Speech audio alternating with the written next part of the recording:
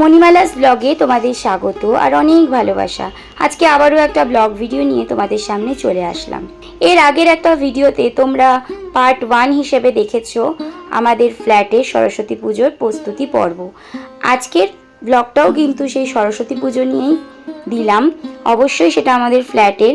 এটা ছিল সরস্বতী পুজোর আগের দিন রাত্রিবেলায় আমরা কিভাবে সব সাজাচ্ছিলাম পুজোর জন্য, অর্থাৎ কিভাবে ডেকোরেশন করব, সেই জন্য সবাই মিলে একত্রিত হয়েছিলাম ছাদে।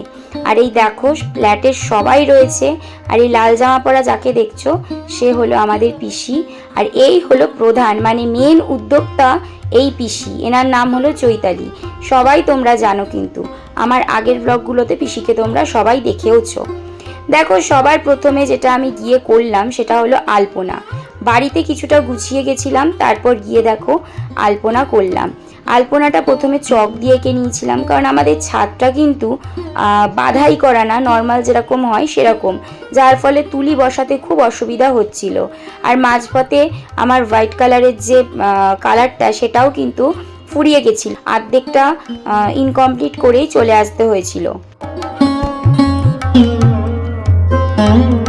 তোমাদেরকে এর আগের ভিডিওতেও বলেছি প্রথমবার কিন্তু আমাদের ফ্ল্যাটে সরস্বতী পুজো হয়েছে এবং সেখানে সবাই একসাথে আমরা ছিলাম, যার ফলে আমাদের মজাটা কিন্তু ছিল সেই লেভেলের।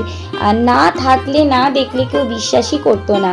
আর পুজো হয়ে যাওয়ার পর আমাদের মনটা খুব খারাপ হয়ে গেছিল, কারণ যে যার বাড়িতে চলে যায়, আবার যাদের গেস্ট এসেছিল মানে আত্মীয় স্বজন তারাও তাদের বাড়িতে চলে যায়, পুরো ফ্ল্যাটটা ফাঁকা হয়ে যায়। খুব খারাপ লাগছিল।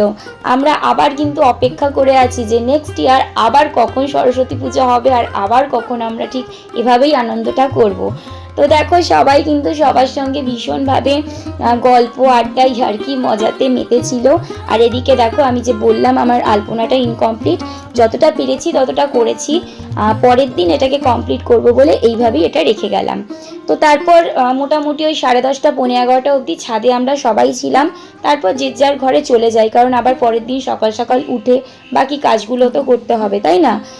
সেই জন্য দেখো এখানে এই যে আন্টিটাকে দেখছো, এই আন্টি কিন্তু এখানে থাকেন না, উনি থাকেন মুম্বাইতে।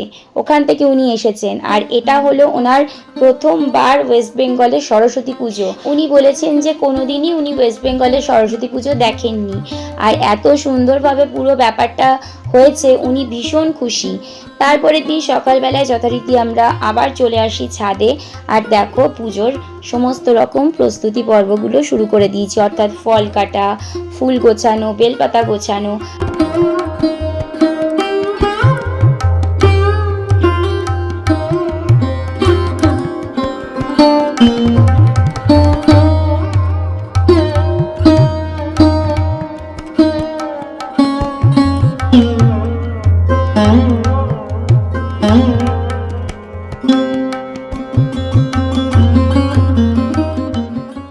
এবারে সরস্বতী পুজোতে পঞ্চমী একটু দেরিতে লাগছে বলে খুব সুবিধা হয়েছে, মানে একেবারে সেই সকাল থেকে তাড়াহুড়ো সেই ব্যাপারটা নেই, ধীরে সুস্থেই কিন্তু আমরা সব কিছু করেছি।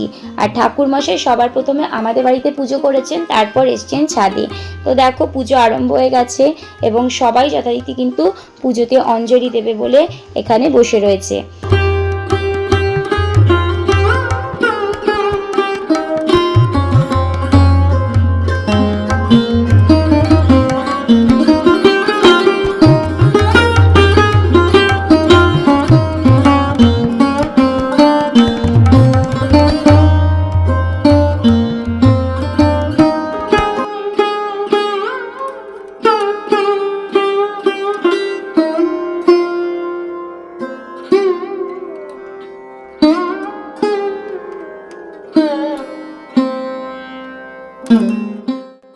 আমাদের সরস্বতী পুজোতে খাওয়া দাওয়ার আয়োজন ছিল, শুধুমাত্র দুপুরবেলা নয়, আমাদের রাত্রিবেলাতেও কিন্তু খাওয়া দাওয়ার আয়োজন ছিল। দুপুরবেলায় ছিল খিচুড়ি, বেগুনি, বাঁধাকপির তরকারি, চাটনি, পাঁপড়, মিষ্টি। আর রাতেরটা তোমাদেরকে পরের ব্লগে বলে দিচ্ছি। তো আজকের ভিডিওটা এই পর্যন্ত রাখছি, অপেক্ষায় থেকো নেক্সট ভিডিওর জন্য। যদি ভালো লাগে অবশ্যই লাইক কমেন্ট শেয়ার করে দিও, আর যারা আমার ইউটিউব চ্যানেল থেকে দেখছো চ্যানেলটাকে সাবস্ক্রাইব করে পাশে থাকা বেল আইকনটা প্রেস করতে ভুলো না।